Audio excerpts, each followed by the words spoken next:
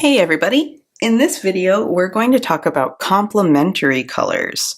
So, complementary colors are colors that are across from one another on the color wheel.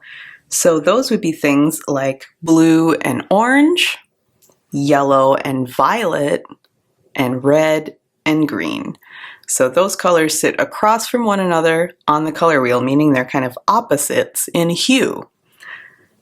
So we're going to start by just making our complementary color pairs, and then we will mix them together to see what happens. So why don't we start with blue and orange? So as you can see on my palette here, I have the three primary colors. So I'm going to create orange right now to get started. So I'm just going to mix my red and yellow until I get to a good orange. All right, that seems good to me. So I'm going to put my orange over here, just make a little swatch. And to save me time and paint, I'm going to just use a separate brush for my blue. All right, so I'll put my blue over here. All right, so here's a complementary pair, blue and orange.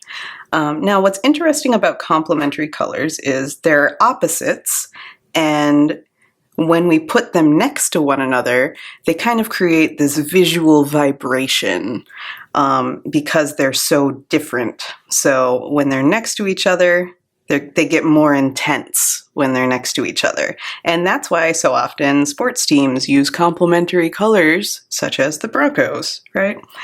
Because they're vibrant and they stick out. And it makes them kind of be seen on the field. So that's what happens when they're next to each other. But when we mix them together, that's where interesting changes occur.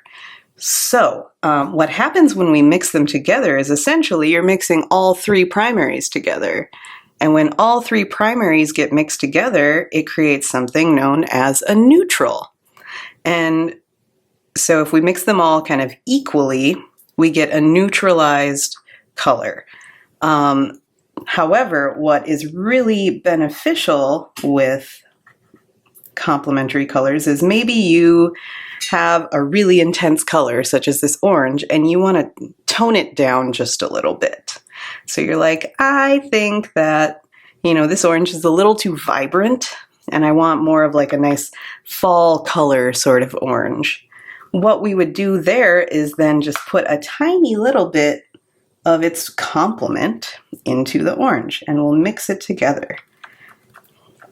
And so this starts the process of neutralizing the color because we're adding its opposite to it. So I end up with my orange kind of toned down a little bit. And the same goes for if I need to tone down my blue, I can add a little bit of its complement right here. Then what happens when we have a half and half mixture, we end up getting kind of the pure neutral, which ends up being sort of a brownish grayish color most of the time, just depending on the primaries that you're using in the middle. So this would be a progression of complementary colors from blue to orange. Now let's try it with a different complementary pair. This time we'll do violet and yellow. So I'm going to mix up my violet. All right, so we will start with our violet over here, and then a swatch of yellow over here. All right, so same principles apply here. If you want to tone down your yellow, you would add just a tiny little splotch of the violet. So now we get this kind of nice golden yellow by adding a little bit of violet to it. Then same goes for our violet. If we need to take that down a notch, we're going to just add in a hint of yellow to it. And then for in the middle, we will mix them about half and half. So we get that neutral sort of brownish gray hue in the middle. And then we have our last pair, which is red and green. So let's mix up those colors next.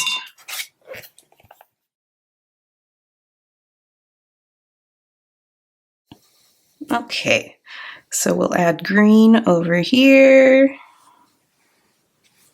And we will take a little swatch of red on the other side. All right, so we have these two very vibrant hues that are combating each other for dominance. So let's do our mixtures. So the red and green complementary color scheme is very much what we see as the leaves start to change in autumn, as the chlorophyll kind of wears out in the leaves. They become more red, so we start to see the red entering the green, and that's what makes them turn those nice dark hues. Also, if you ever need a maroon, add a little tish of green to your red, and that tones it down very nicely. So as your leaves get older, they turn brown, right? And that is why it happens, because the red starts entering the green, making that nice mixture in the middle. I kind of want a more subtle transition here over on the red side, so I'm going to redo this one. There we go. That's very nice. All right, so that is a little bit about complementary colors and how we mix them to create neutralized hues. Thanks for watching.